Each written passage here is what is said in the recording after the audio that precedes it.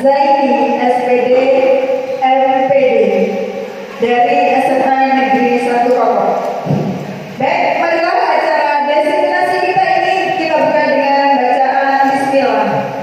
Bismillahirrahmanirrahim dan dilanjutkan dengan sambutan Kepala SMA Negeri 1 Kopo yang akan disampaikan oleh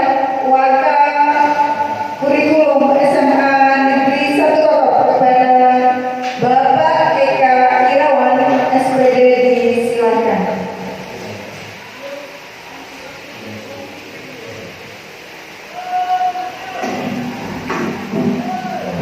Assalamualaikum warahmatullahi wabarakatuh. Saya wakili Bapak Ibu Guru SMA Negeri 1 Kopo beserta staf ibu. Tidak lupa juga Pak saya ini sebagai IGP tahun angkatan 9 yang berbahagia. Pertama-tama kami mengucapkan terima kasih atas terselenggaranya kegiatan diseminasi aksi nyata modul 1.4 budaya positif sekolah yang diselenggarakan oleh Bapak Ahmad Saini selaku CGP angkatan 9 dari SMA Negeri 1 Kopo.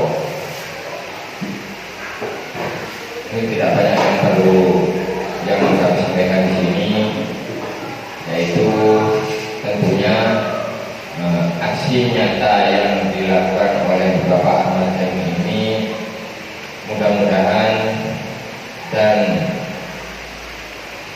harapannya yaitu bisa membuat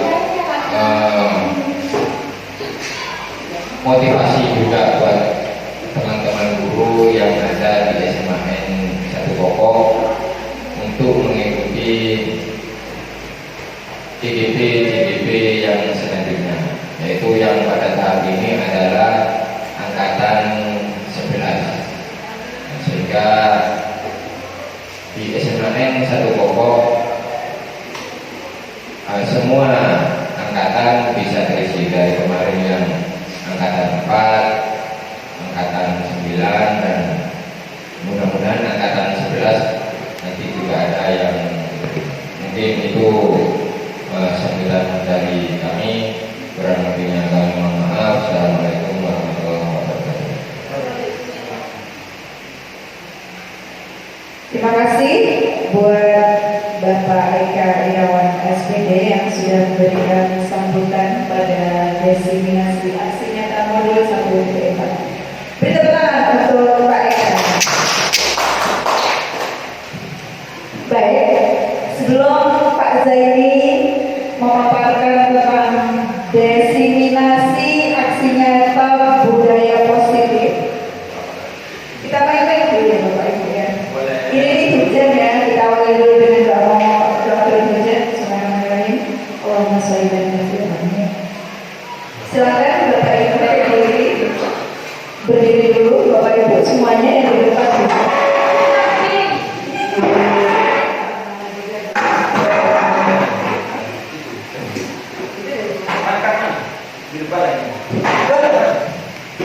Tanya, kalau gerimis, pijat sininya ya. Gerimis.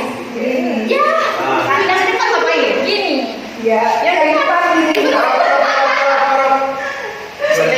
Terus, kemudian kalau hujan gini. Oh ini. Ke belakang. Terus,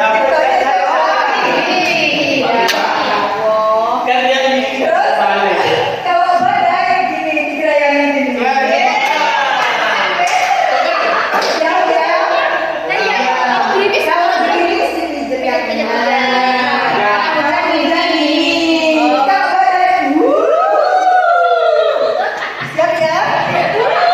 Oke, cek.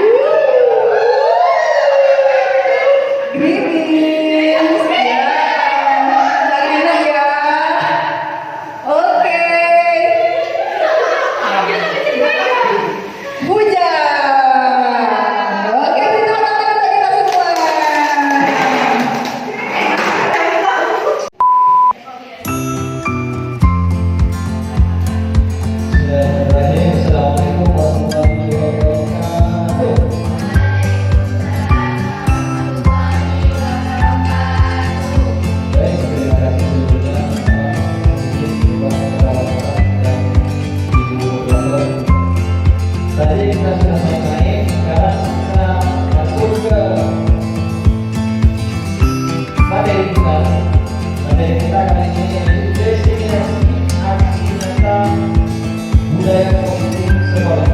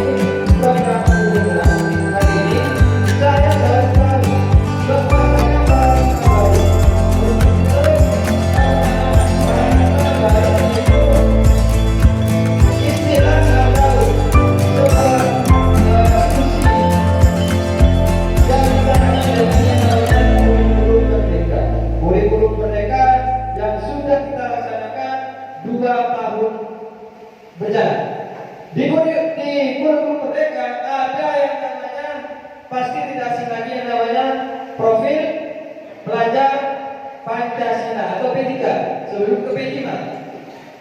Ada P3, ada P5. Profil pelajar Pancasila. Profil pelajar Pancasila itu ada 6 bagian. Yang pertama, beriman, bertakwa kepada Tuhan Yang Maha Esa dan berakhlakul karimah. Itu yang mendasari munculnya poin profil pelajar Pancasila. Di profil pelajar Pancasila kita dilatih untuk beriman dan bertakwa kepada Tuhan Yang Maha Esa. Yang kedua, berkebinekaan global. Artinya apa? Kita meskipun ada di desa seperti yang di sini harus punya pemikiran secara luas. Yang ketiga yaitu bergotong royong. Bergotong royong contohnya gotong royong kita seperti yang kita lakukan kali ini. Contohnya ngecat pagar atau mungkin membuat P5 programnya P5 kemarin membuat kopi dan sebagainya. Itu kita bergotong royong, tidak individualisme. Terus yang keempat yaitu kreatif. Kreatif dalam profil pelajar Pancasila kita harus dituntut kreatif. Artinya apa? Artinya kita tidak monoton dalam satu arah, harus mempunyai arah-arah yang lain. Terus yang kelima yaitu bernalar kritis. Endingnya dalam profil pelajar Pancasila diharapkan kita semua baik guru dan juga siswa harus mempunyai pemikiran yang bernalar kritis. Artinya apa? Artinya kita sebagai contohnya karena seperti siswa tidak kalau disuruh gurunya dikerjakan ini. Contohnya matematika, kerjakan ini. Tapi kalian tidak bertanya, kenapa kok bisa tempat ini. Nah, itu contoh dari bernalar kritis. Mau bertanya, ada keinginan ingin berubah. Yang terakhir yaitu mandiri. Mandiri artinya kita tidak tergantung pada seseorang atau orang lain, seseorang. Next. Itu poin pertama. Poin kedua yaitu disiplin positif. Nah, di sini disiplin positif itu menurut disiplin positif adalah rasa ketaatan. Nah, disiplin positif dari dua kata, dari disiplin dan positif. Adakah yang bisa mengartikan apa itu disiplin? Apa ya? Disiplin itu apa? Bisa dikatakan juga sebagai profesional. Disiplin itu profesional. Oke, ada lagi disiplin? Disiplin. Contohnya, kalian ada aturan. Contohnya aturan sekolah. Nah, sudah lengkap aturan sekolah. Tata tertib sekolah sudah tahu. Artinya kalian harus disiplin taat. Nah, itu artinya taat. Sekarang ditambah dengan poin positif. Berarti disiplin atau ketaatan yang secara positif, tidak negatif. Contohnya aturan yang sudah ada di sekolah kalian langgar, itu namanya disiplin negatif. Kalau disiplin positif artinya peraturan atau ketaatan kalian.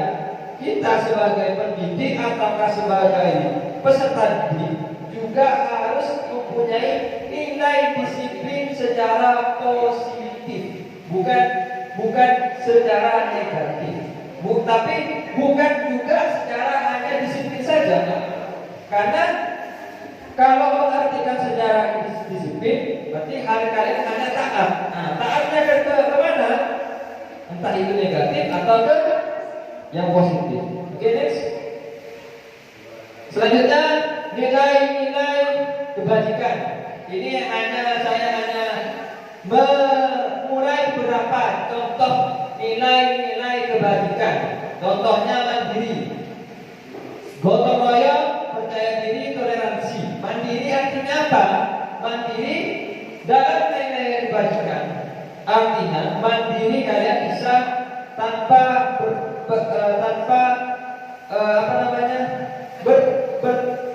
bergantung kepada orang lain. Terus gotong royong, kalian tidak hanya menimba atau mengukir sendiri. Jadi kalian minta tolong ke temannya atau minta bantuan temannya atau kalian akan bekerja sama. Oke. Terus yang ketiga, ini salah satu contoh ya. Ada banyak nilai-nilai kebajikan yang ada di sekitar kita. Saya hanya ambil beberapa contoh.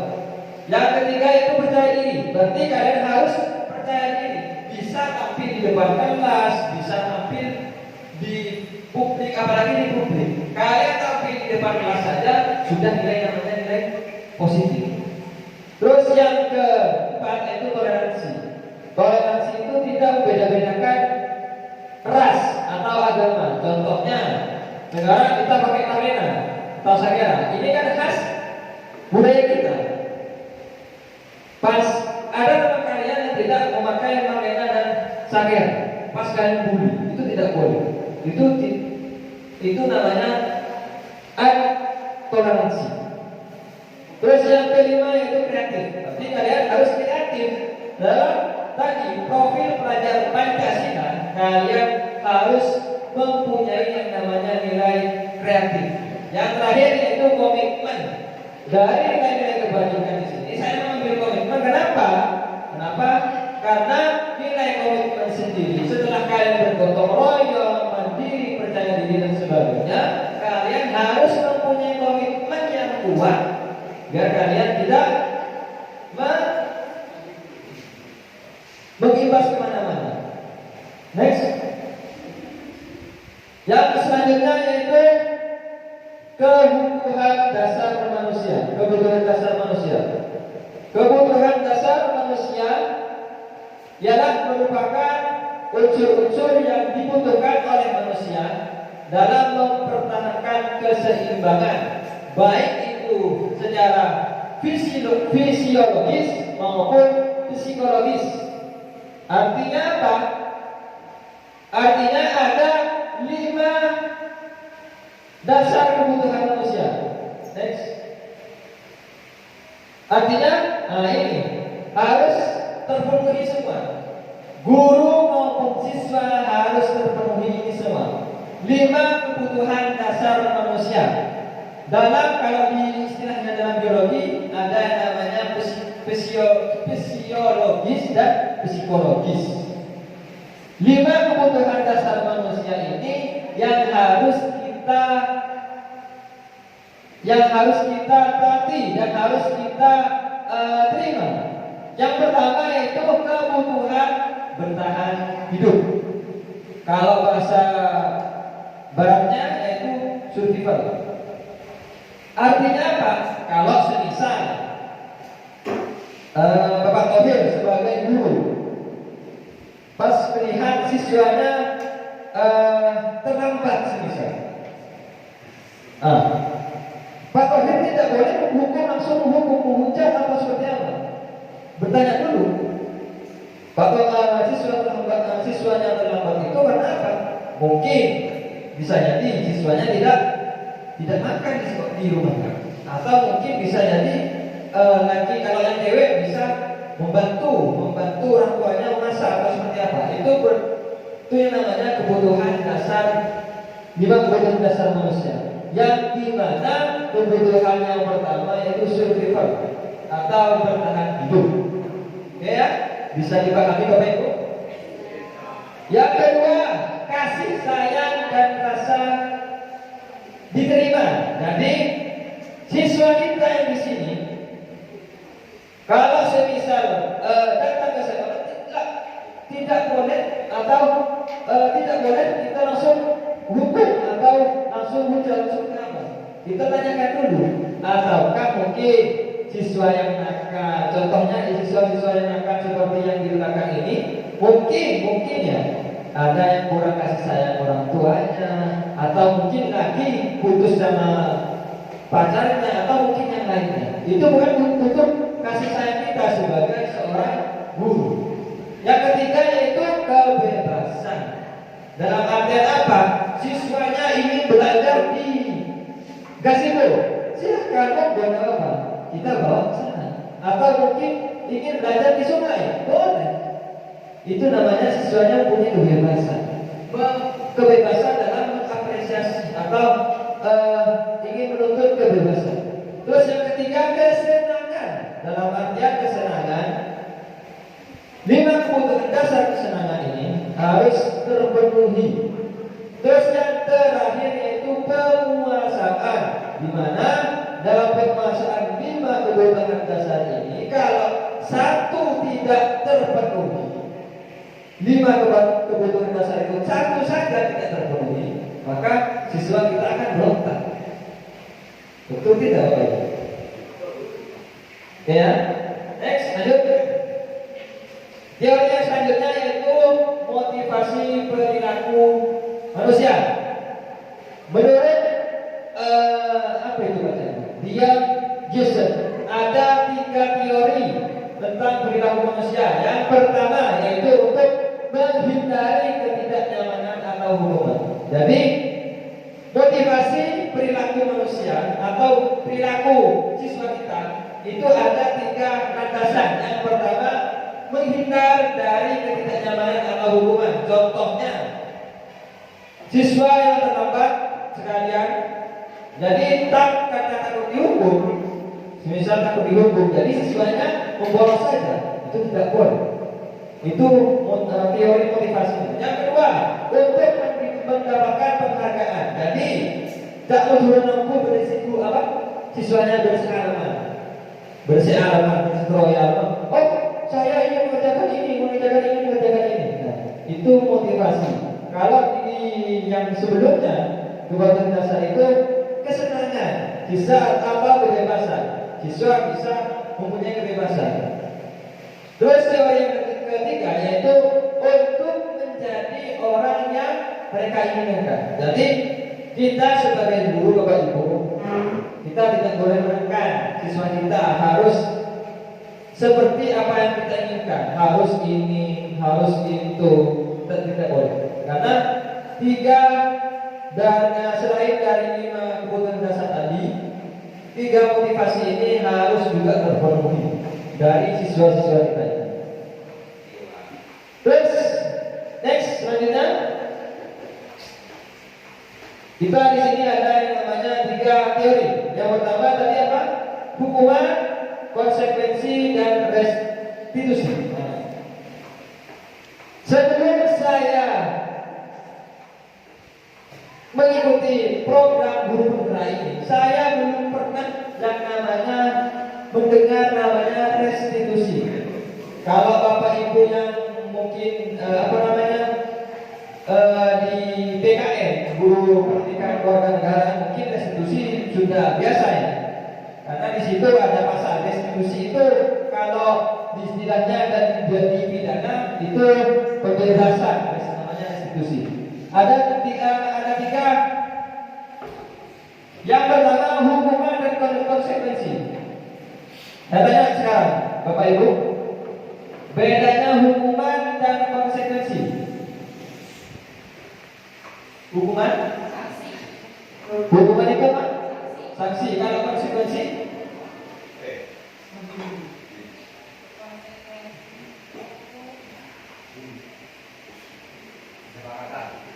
Apa? Kesepakatan. Oke. Kalau hukuman itu sanksi, berupa sanksi. Oke, betul. Terima kasih. Apa yang sudah kita semua?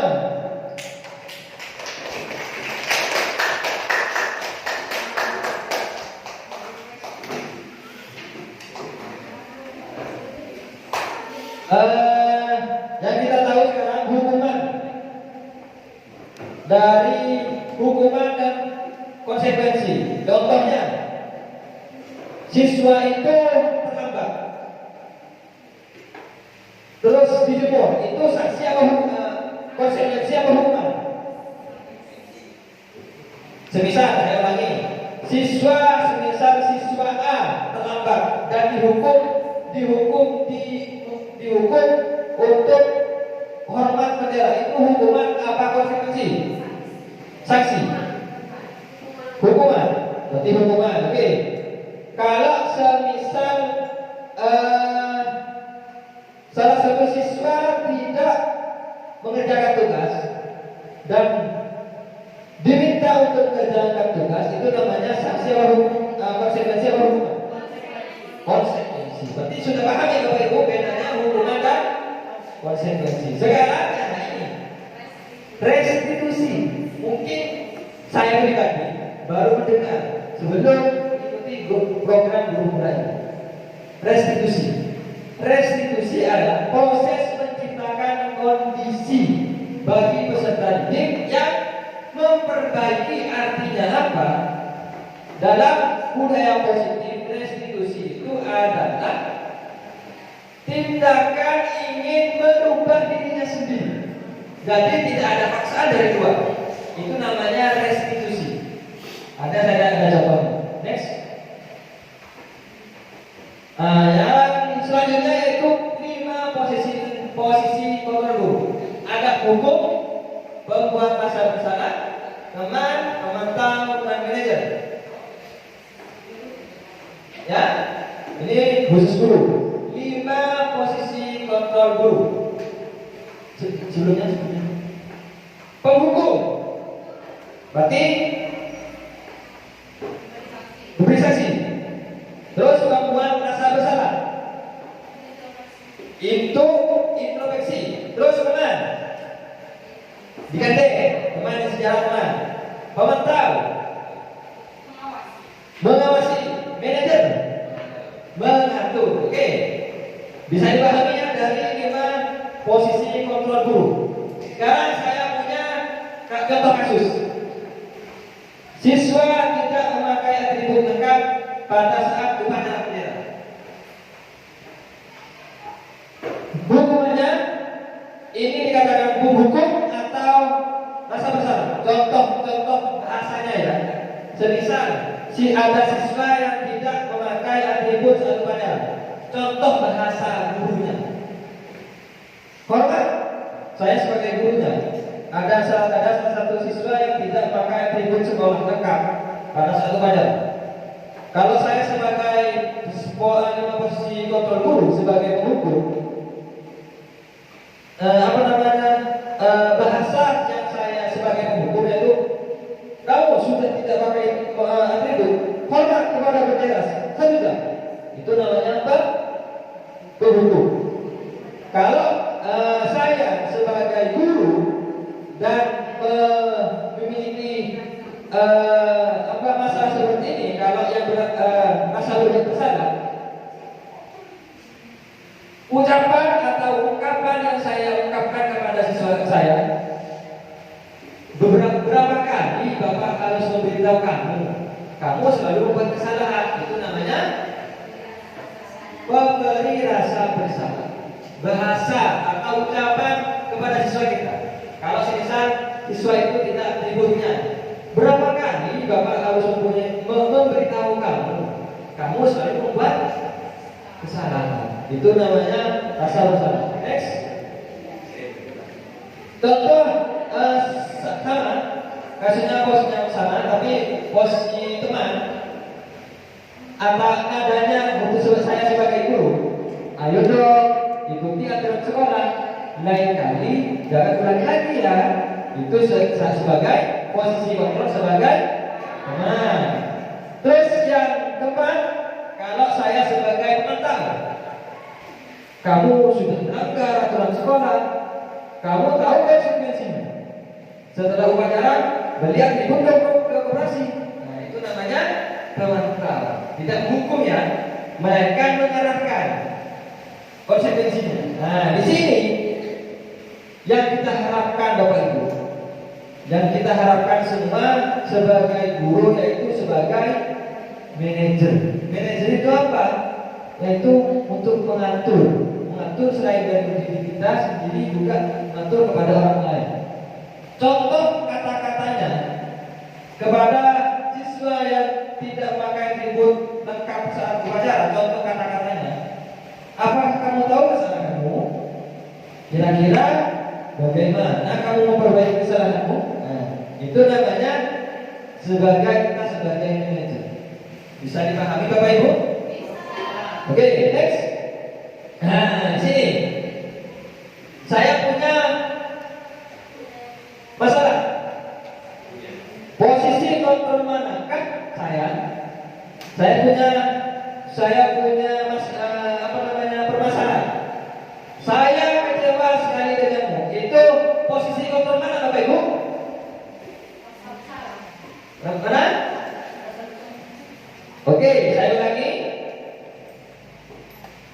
Dari 5 kontrol, posisi 5 kontrol tadi, penghukum, teman, rasa bersalah, terus apa lagi? Manajer.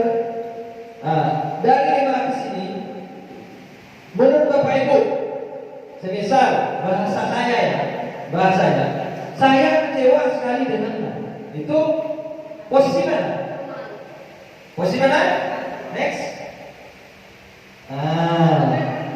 Membuat rasa saya sangat kecewa denganmu. Tapi bahasanya kan betul, berarti kan mengecewakan dirinya kan. Kita sebagai guru atau siswa yang bersalah kan, kenapa kamu sudah menyalahkanku atau oke ya, bisa dapat dipahami Bapak Ibu. Next, selanjutnya, kamu tidak pernah berhenti melakukannya.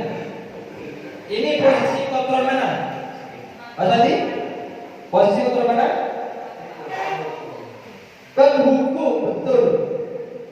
Nah, posisi apa? Kadang-kadang kamu tidak pernah berhenti melakukannya.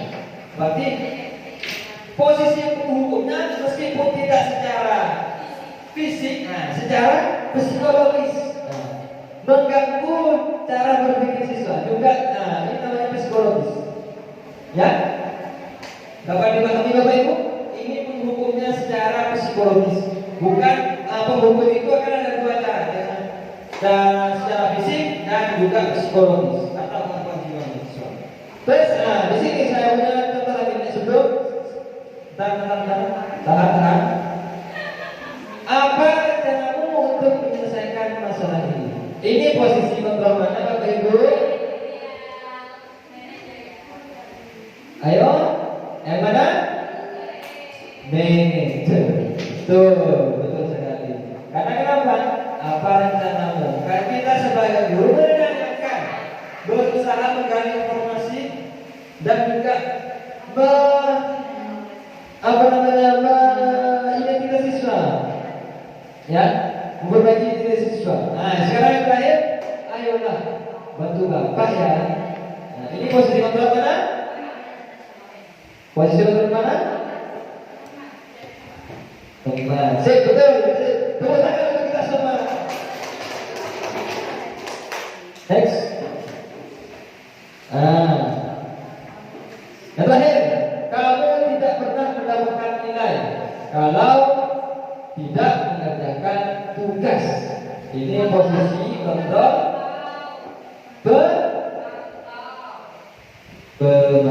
Tahu betul sekali Bu Yul. Terima kasih Bu Yul. Ini adalah seorang guru penggerak. Kalau saya masih calon, masih ada C-nya di depan. Calon guru penggerak kebetulan anak-anakku sekalian dan Bapak Ibu semua. Ini Bu Afifah dan Bu Yul ini adalah kebetulan guru penggerak, sudah guru penggerak. Bukan yang C lagi, tapi sudah guru penggerak. Artinya apa? Menggerakkan kalian semua, bisa menggerakkan kalian semua. Di angkatan berapa? 7. Next. Nah, keyakinan kelas sekarang. Oh, angkatan kelas, sorry. Maaf. Yang nomor 7 posisinya itu keyakinan kelas. Saya tanya, kenapa kau tidak membuat thread seperti yang tadi? Ini, saya tanya kepada Bapak Ibu sekalian, mengapa keyakinan kelas, bukan peraturan kelas? Karena kita harus karena keyakinan kelas itu kita sepakati sesuai dan harus muncul dari keyakinan anggota kelas itu. Terima kasih, teman-teman untuk Bayu. Ini sebelumnya. Kenapa keyakinan kelas bukan peraturan kelas? Kalau istilahnya, kalau di kelas itu kan peraturan. Biasanya kesepakatan harusnya kesepakatan bukan peraturan. Kalau peraturan itu sekolah. Kalau keyakinan kelas itu keyakinan yang timbul pada diri kita sendiri, dan kita harus mempunyai tadi apa? Komitmen untuk tidak melanggar dari keyakinan tadi, bukan peraturan lagi, keyakinan atau kesepakatan kelas. Aslinya saya punya contoh keyakinan kelas yang sudah saya lakukan kemarin. Tapi next, karena waktu yang terbatas. Yang terakhir, segitiga restitusi. Nah, ini yang baru saya mendengar. Dalam sebelum saya mengikuti guru ini, saya belum pernah mendengar namanya restitusi. Segitiga restitusi itu yaitu suatu proses dialog yang dijalankan guru atau orang tua agar dapat menghasilkan murid yang mandiri dan bertanggung jawab. Artinya dalam segitiga restitusi next. Ini betul segitiga restitusi. Yaitu yang pertama, menstabilkan identitas. Jadi Bapak Ibu, dari posisi 5 kontrol tadi, pembuku, pemantau, manajer dan sebagainya, kita diharapkan meskipun bukan besok atau 1 bulan, mungkin kedepannya ya, kedepannya atau mungkin selama 1 semester, mohon maaf kalau sekolah mungkin bisa diterapkan segitiga restitusi. Yang pertama yaitu menstabilkan identitas, dalam artian kita meskipun kita tahu siswa itu kita salah, Kita tidak pura-pura tidak tahu. Jadi menstabilkan identitas, artinya siswa kita tidak kecewa dengan kita sendiri. Yang kedua, validasi tindakan yang salah. Nah, siswa sudah melakukan tindakan yang salah. Nah, kita balikan kesalahan itu kepada siswa sendiri. Dalam artinya posisi Pak Kontrol tadi, kita sebagai manajer, kita harus memvalidasi tindakan, harus mengetahui kenapa kamu membuat masalah. Kita harus gali. Yang terakhir dari segi institusi, menanyakan keyakinan. Setelah kalian Bapak Ibu guru validasi tindakannya, apakah sudah benar atau sudah salah. Sekarang setelah itu Bapak Ibu menanyakan kepada siswanya. Bukan hanya BK yang menanyakan, ya. Bukan hanya BK yang menanyakan tentang pribadi siswa. Guru setiap guru pun wajib melaksanakan studi ini. Ya, meskipun ya catatan, meskipun bukan hanya sekarang atau belum berubah. Next, dan terima kasih. Terima kasih ya. Sekian satu hal dari saya. Bu Yu, bisa mengapa-apa? Tidak bisa ya? Oke. Salam guru gerak. Bergerak, tergerak, bergerakkan. Oke, apa sudah kita semua? Kita kembalikan kepada luar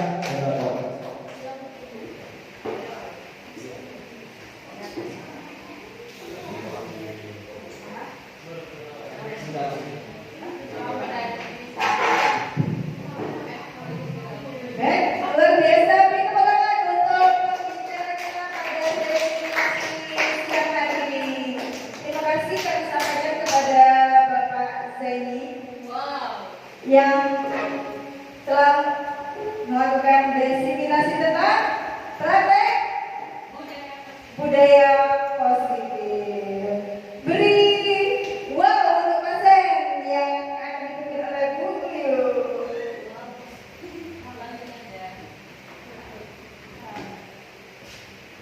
Baik, Bapak Ibu dan anak-anakku, kita berdiri dulu untuk mengapresiasi pada Bapak JGP ini dengan cara memberikan apresiasi way. Ya.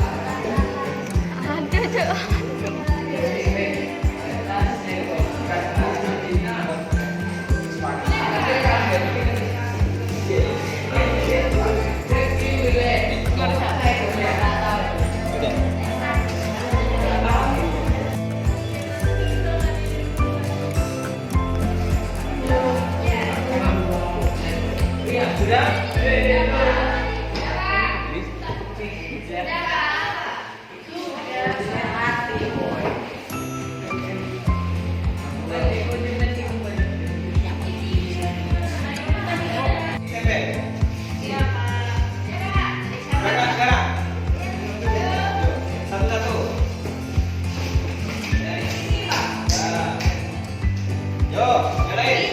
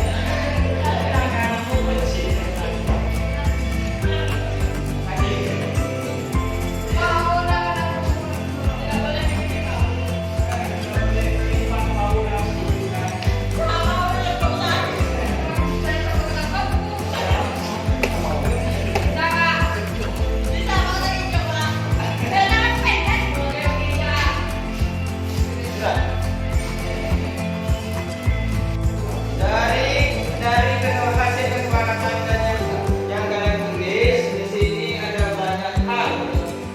Oke, saya bacakan. Contohnya disiplin waktu. Oke, bagus. Saling menghargai dan berkata sopan. Oke. Berdoa sebelum mulai hajat. Oke, sip, bagus. Saya taruh di sini. Kalau belajar waktu bersekolah itu sama. Terus empati terhadap teman berbicara dengan sopan sama intinya. Dilarang ini yang beda. Dilarang pacaran di kelas dan tidur. Ini beda. Oke. Ada yang sama. Terus di sini teman waktu dan keluar masuk. Oke, ini sama. Jangan terlambat. Dilarang buat sampah sembarangan. Oke, bisa masuk di sini. Tidak boleh buang sampah di kelas. Ini masuk.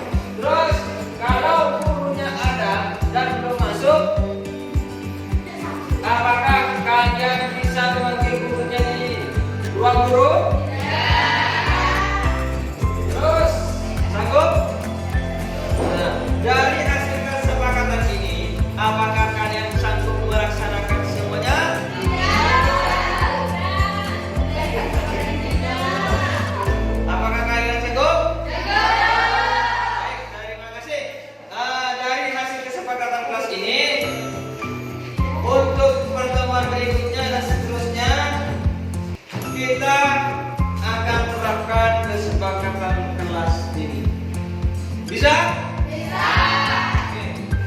Assalamualaikum warahmatullahi wabarakatuh. Perkenalkan, nama saya Rohani, alamat saya Batokorogan. Saya perwakilan dari kelas 10-2. Saya sangat senang dalam berpartisipasi kesepakatan kelas. Assalamualaikum warahmatullahi wabarakatuh. Perkenalkan, nama saya Muzayana. Saya berasal dari kelas 10-2. Saya sangat senang berpartisipasi dalam membuat kesepakatan kelas.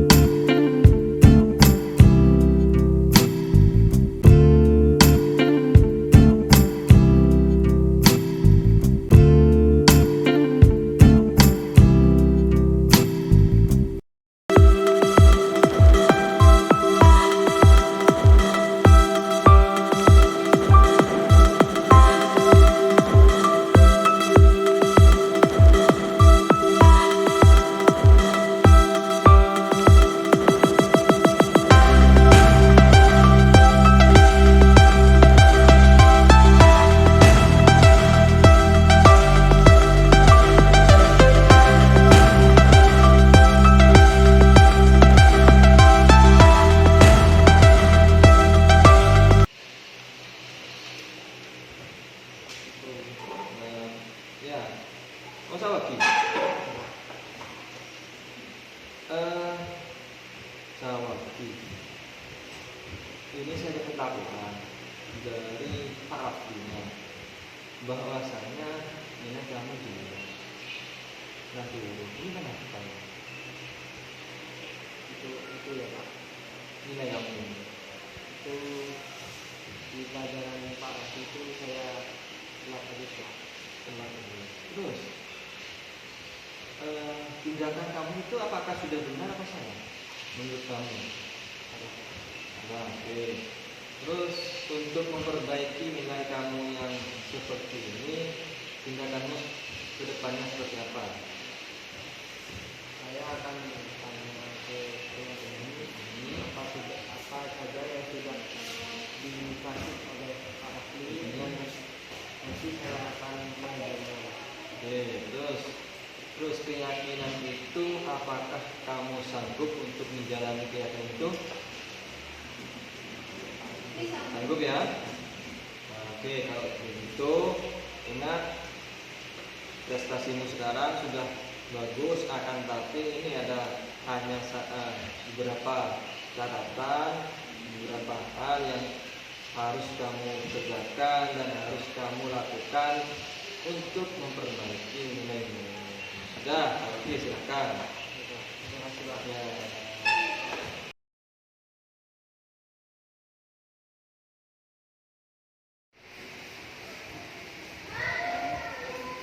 Oh, tadi ya.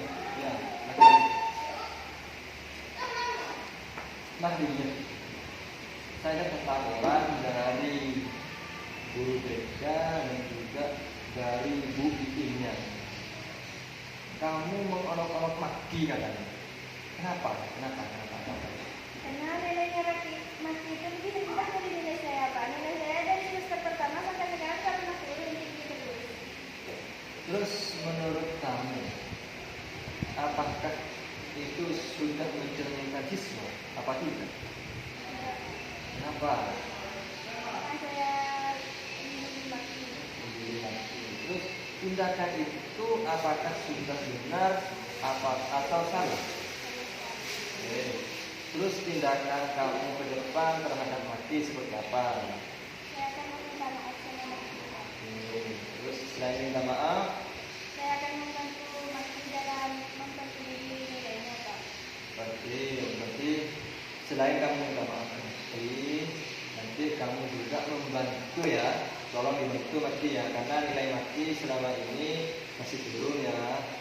Dan kamu jangan nanti tolong kamu minta maaf kepada Maki. Tindakanmu yang kamu barusan itu menurut kamu kurang betul ya. Terus tindakan selanjutnya terhadap Maki ke depannya, apa yang akan kamu lakukan terhadap Maki setelah ini? Saya tidak akan menjadi Maki lagi. membantu Mafi untuk membantu nilainya, dan mungkin bisa diajak kerja kelompok atau bisa membantu Mafi menuntaskan nilainya. Oke ya, bisa dipahami ya. Ya sudah, kamu silahkan datang ke masjid. Apa yang kamu utarakan ke Ustaz, kamu utarakan juga ke Ibu. Ya sudah. Nah,